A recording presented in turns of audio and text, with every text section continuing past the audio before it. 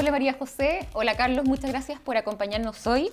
María José, el 1 de octubre empieza a funcionar ya oficialmente Mejor Niñez, el servicio que reemplaza al Sename. Ha habido algunas críticas, algunos dicen que esto es un cambio de ministerio porque hoy día depende de desarrollo social y no ya no del Ministerio de Justicia, y un cambio de nombre. Pero ¿qué es lo que hay detrás? ¿Qué es lo más estructural que se está cambiando hoy día con Mejor Niñez respecto al Sename?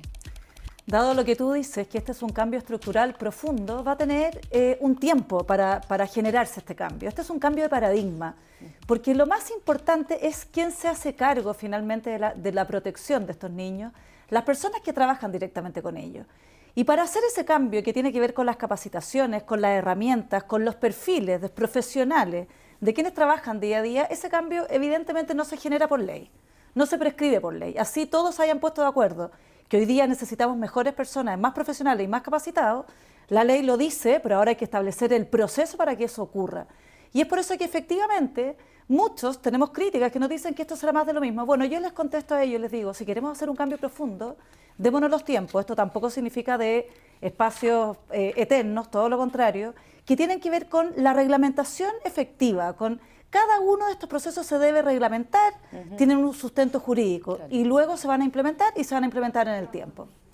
Bueno, y Carlos, sin duda, bueno, es un avance la instalación de Mejor Niñez respecto al Sename, pero también tenemos la Ley de Garantías de los Derechos de la Infancia. Llevamos más de 5 años tramitando esta ley en el Parlamento y todavía no se puede aprobar. ¿Dificulta de alguna manera, según tu punto de vista, la implementación de Mejor Niñez sin tener esta Ley de Garantías todavía aprobada? Sin duda, pero primero quiero decir que entre en servicio el Mejor Niñez, la verdad es que es una muy buena noticia. Yo quiero partir de ahí. Creo que es muy importante que por fin estemos mirando a la infancia desde un lugar distinto, pero para eso necesitamos promover una ley de garantías universal para efectivamente resguardar los derechos de la infancia. Chile, ¿qué significa en particular, en concreto, tener una ley de garantías de los derechos de la infancia? Chile justo hace 31 años firmó la Convención de Derechos de la Infancia y todavía es el único país de Latinoamérica que no tiene en ejercicio una normativa, una regla que pueda hacer que los niños finalmente sean acompañados de una mirada mucho más integral, ¿no? Hoy día la mirada que tiene el Estado respecto a los niños, el trabajo que hacemos con ellos, fundamentalmente está de una mirada que llega para subsanar los problemas. Necesitamos adelantarnos con una mirada mucho más preventiva, mucho más promocional y además una mirada que articule a todo el intersector, ¿no? Y por otro lado, necesitamos llegar antes en lo local, en lo territorial, y para eso necesitamos buenos servicios de protección locales, insertos en los territorios, en los municipios, con una buena oferta ambulatoria, y todo eso finalmente es lo que está bajo este paraguas de la Ley de Derechos de Garantía para los Niños. María José, y para ti partir también liderando esta organización sin tener esa ley, ¿qué significa?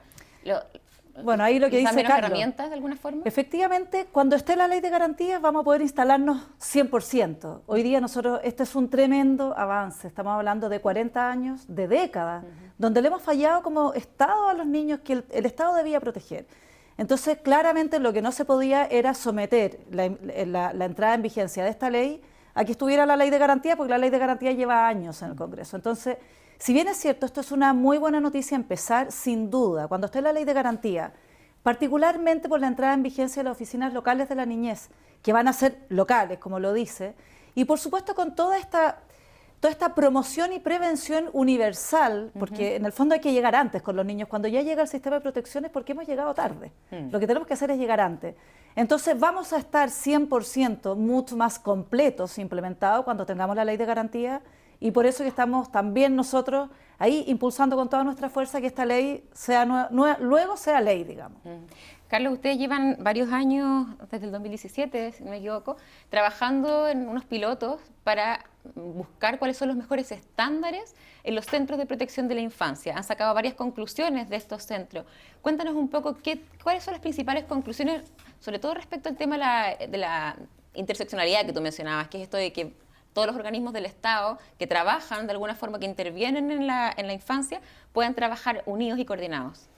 Sí, quizás primero partir señalando que los pilotos se llevan gracias adelante a que confluye una serie de intereses y preocupaciones por sacar adelante estos temas, ¿no? Ahí está no solo el Hogar de Cristo, sino que también una serie de fundaciones que quisieron aportar, y también la academia. Yo creo que es fundamental que las universidades efectivamente se comprometan con los temas de infancia y puedan ir avanzando en generar más evidencia, etc. Generamos buenos pilotos, generamos buenos estándares, la búsqueda de estándares yo creo que es la clave en todo esto, pasar de un sistema hace 5 o 6 años atrás donde cada institución hacía lo que podía, no había un eje de intervención, a ir mirando lo que se requiere en cada una de las residencias, yo diría que era la búsqueda. ¿Y qué sería lo clave de lo que encontraron ustedes que debería implementarse en Mejor Niñez para que no vuelvan a cometerse los errores del pasado? Bueno, el diagnóstico inicial era residencias masivas. Mejor Niñez hoy día y el actual Sename están justamente traspasando el modelo hacia residencias de vida familiar.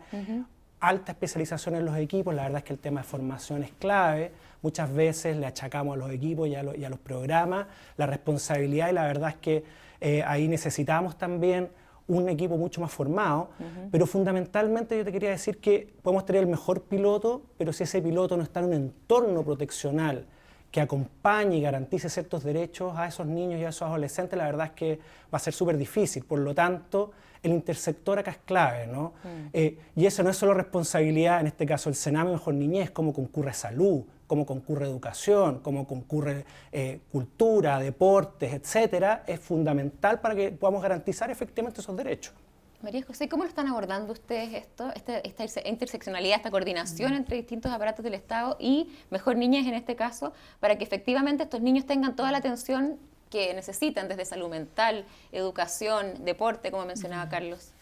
Bueno, ahí, Antonieta, hay un punto bien clave y la ley lo recogió bien y nosotros estamos buscando la mejor manera de implementarlo, que es comprender un poco lo que dice Carlos. Desde Mejor Niñez o desde el servicio, desde el Sename, es imposible hacerse cargo de toda el área de protección de un niño, porque lo que se requiere es que concurran oportunamente, a tiempo y en forma, salud, educación, deporte, vivienda, etc. Entonces, aquí hay una oportunidad enorme en esta ley porque establece un intersector con responsabilidad vinculante. Esto es algo inédito. Probablemente es el único servicio que tiene un intersector determinado, son 18 entre ministerios y servicios, que deben concurrir, y hay todo un reglamento de que esto debe ser al menos una vez al mes, con propuestas y compromisos vinculantes. Eso quiere decir que debe haber un seguimiento que debemos dar, informar al presidente de la República, al Congreso, y que puede finalmente el no cumplir ser sancionado con la destitución de la máxima autoridad. Yo sé que estas son palabras, pero ¿qué significa en concreto? Que hoy día ya no le vamos a preguntar a salud si puede dar respuesta. Hoy día nosotros tenemos que exigirle a salud, los niños del servicio son prioridad para usted, los debe priorizar. Ahora dígame cómo los va a priorizar, en la región, con nombre, con apellido, en tal residencia, en tal programa ambulatorio.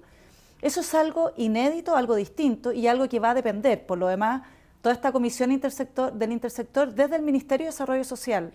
Nosotros aquí tenemos la esperanza puesta, pero no solamente porque es un mandato legal, no solamente porque está prescrito, es que los ministerios han querido dar respuesta en el pasado, no lo han podido hacer muchas veces por falta de recursos. Claro. Y ahora tendrán los eso te recursos. quería preguntar, justamente por el tema de los recursos. Una de las grandes falencias y los problemas que hemos visto también en los centros de protección a la infancia es la escasez de recursos. Entonces muchos centros se quejan de que finalmente con los recursos que les llegan, incluso se hablaba de 200.000 pesos por niño, no les alcanzaba. Sabemos, más o menos por la experiencia también del Hogar de Cristo, que serían como unos 3 millones de pesos por niño. ¿Va a haber recursos suficientes en el presupuesto del año 2022 para que efectivamente se cumplan los estándares máximos para proteger a estos niños? Va a haber recursos suficientes progresivamente. Pero siempre, de hecho, cuando tú hablas con quienes están a cargo de los programas residenciales que lo hacen bien, mucho más que un problema de recursos, es un problema de gestión de recursos y de claridad de los estándares. ¿De qué es lo que realmente vas a buscar? Los recursos van a estar en la medida que se puedan ir aprovechando de la mejor manera. Carlos, y a tu juicio, después de la experiencia que ustedes tienen con estos pilotos, ¿es suficiente eso? ¿Es suficiente que el intersector tenga los recursos o también se necesita un aumento mayúsculo de los presupuestos de Mejor Niñez y en las subvenciones a estos niños en cada uno de los centros? Son ambas cosas, ¿eh? O sea, necesitamos más recursos, pero como dice María José, no es para cualquier cosa, no es sin mirar efectivamente cómo lo vamos a hacer, ¿no? O sea, lo primero son los estándares, ¿eh? Después viene la formación del equipo y por supuesto ahí hay una serie de acciones que seguir. Ahora, efectivamente hoy día son insuficientes los recursos y algo que hemos criticado cómo quedó la ley, efectivamente, es cómo el costo de un niño en una residencia de protección a cargo del Estado, administrada por el Estado, es distinto al costo de un niño o la subvención que puede pagar en el futuro mejor niñez. Eso lo sabemos, lo sabe el legislador también, cómo quedó esa ley, y lamentablemente ahí se producen diferencias, y yo diría incluso categorías distintas de niños en el ámbito proteccional, porque el Estado puede concurrir con muchos más recursos en la medida en que lo está necesitando un niño. En cambio acá la organización sin fines de lucro, en la medida de lo posible, en la medida en que pueda recaudar más fondos. Y eso la verdad es que genera un problema mayúsculo finalmente en la acción con los niños. Bueno, tú levantaste un tema que es bien sensible, que quería preguntarte a ti, María José. El rol de los privados como administradores de centros de protección, que ha sido un tema bien cuestionado. Si es que finalmente el privado tiene que hacerse cargo, y justamente también porque algunas de las vulneraciones a los derechos humanos se han dado en estos centros privados encargados de administrar, en el fondo que el Estado les entrega casi que una licitación para que administre este grupo de niños que tiene que proteger. Y no se ha dado esa protección en la práctica. ¿Cómo el nuevo sistema va a evitar que eso vuelva a ocurrir? El nuevo sistema tiene como clave, por una parte, establecer los estándares que lo establece el Ministerio de Desarrollo Social, pero principalmente la supervisión y fiscalización. Y aquí no es un problema de los privados. Aquí, lamentablemente, y con mucho dolor tenemos que decir, que quienes hemos fallado sistemáticamente en la protección de los niños hemos sido los privados y el Estado, indistintamente. Tanto en residencias propias del Sename como en residencias administradas por privados, se han producido graves violaciones en la historia. Y no hay ninguna evidencia que muestre que unos lo hacen bien o que los privados lo hacen bien o mal y el Estado al revés. Lamentablemente aquí es un tema que ha sido transversal por falta de estándares, por falta de exigencia, por falta de fiscalización a todos. Efectivamente, Carlos tiene un punto, y es un punto que nosotros tenemos que resolver. Nosotros no podemos tener distintas categorías de niños. La ley efectivamente no lo dice así, pero se entiende que a los que son administrados directamente nosotros podemos concurrir con más recursos. Y luego a los que le entregamos a los privados tenemos unas bandas establecidas. Aquí igual hay una flexibilidad distinta a la que tenía el Sename, y es que en las leyes de presupuesto nosotros sí podemos modificar eso, bueno, entendiendo lo que significa una ley de presupuesto, que no es fácil. ¿Cómo se está pensando hacer? Bueno, eso, precisamente por una parte, lo primero lo que dijo Carlos, los estándares. Los estándares los establece el Ministerio de Desarrollo Social, pero nosotros también estamos trabajando los estándares de capacitación, de perfiles, etcétera, para tener claridad a dónde tenemos que llegar. Y en ese proceso estamos.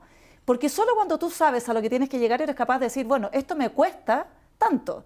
Hoy día ese trabajo es necesario hacerlo, lo estamos desarrollando, estamos juntándonos, por supuesto, con la sociedad civil, con la academia, con todos los interlocutores válidos, por ejemplo, con el Hogar de Cristo, porque entendemos que este es un trabajo de co-construcción.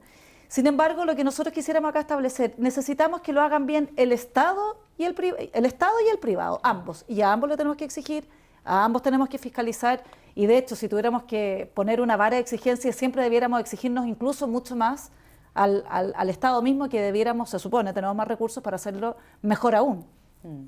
Carlos, otra de las cosas que ustedes levantaron dentro de estos pilotos y las mediciones que se realizaron tiene que ver con la intervención específica en niñas y adolescentes, que es más allá de la perspectiva de género. Entiendo que tiene que ser una intervención como especializada para niñas. ¿Por qué se da ese cambio y en qué consiste? ¿Qué es lo que observaron ustedes? Partimos con los pilotos pensando que teníamos una perspectiva de género, y al corto andar nos dimos cuenta que efectivamente las niñas tienen una necesidad específica. Es fácil decirlo ahora y es como obvio, pero en realidad las niñas que están al cuidado del Estado, y eso lo recogimos en el estudio Ser Niña en el sistema de protección en Chile, vienen con historias de mucha más vulnerabilidad, de mucho mayor daño, historias de trauma, exposición a explotación sexual, abuso.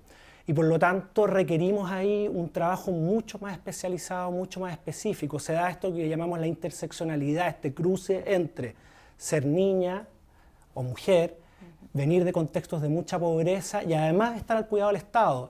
Esa confluencia, la verdad es que es muy, muy compleja de trabajar si no tenemos efectivamente equipos preparados, bien mirados, y para eso lo que necesitamos es generar modelos también específicos. O sea, hoy día el piloto que tiene el Hogar de Cristo no está preparado para trabajar específicamente con niños. Yo tengo la impresión, y ahí María José lo hemos conversado, el Estado también está mirando el servicio, cómo poder generar dispositivos más específicos. Lo conversamos también con el Ministerio de la Mujer y Equidad de Género. La verdad es que acá hay un desafío para nuestro país que todavía no estamos abordando. Y María José, ¿cómo están pensando abordar ese desafío tremendo además? Estamos armando ahí una mesa con el Ministerio de la Mujer, de hecho, precisamente porque uno mira las orientaciones técnicas hoy día, cualquier programa del Sename, y lo primero que aparece es la equidad de género, y evidentemente no hay nadie que podría pensar que no se busca que haya que se trabaje bien el tema de género en todos los programas.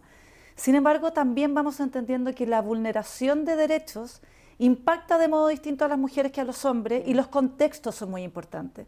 Por eso que acá es importante la especificidad y es importante dejarse capacitar y trabajar en conjunto, en este caso con los expertos que son del Ministerio de la Mujer. Estamos estableciendo una mesa para ver cómo avanzamos en la capacitación de educadoras de trato directo. Además, entendamos, aquí la gran mayoría de las personas que están en contacto directo, sobre todo las educadoras de trato directo, son mujeres. Prácticamente no hay educadores de trato directo, también los hay, pero son los menos. Entonces es un servicio que ya tiene un sesgo como a la base. No sé si me explico, porque las mujeres vamos lamentablemente repitiendo sin darnos cuenta. Esto es muy inconsciente. Entonces por eso estamos trabajando con ellos para generar una malla, en primer lugar, de capacitación, de apoyo en terreno, porque aquí cuando tú eres capaz de ver un sesgo de género es cuando lo estás mirando, y a ti te necesitan decir, mira, en esta interacción tú estás teniendo Es muy fácil normalizar de repente ciertas conductas. Es que se normaliza lamentablemente, y como la mayoría son mujeres, muchas traen historias de vulneración también, tiendes a repetir. Y por eso que acá Carlos dice un tema que es clave.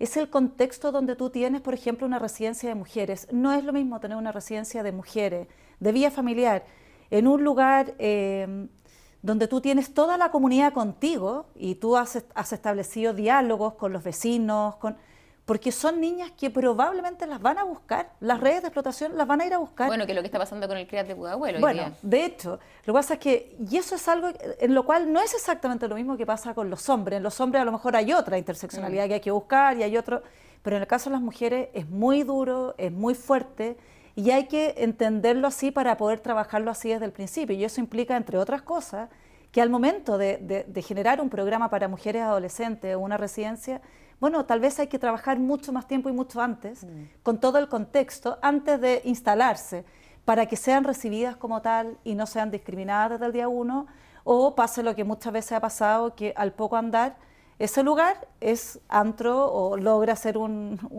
lugar donde llegan finalmente desde los lugares más alejados, llegan las redes de explotación de droga, etcétera. Carlos, otro tema muy interesante y muy importante de abordar también tiene que ver con qué pasa con estos niños que están hoy día en centros de protección cuando cumplen 18 años.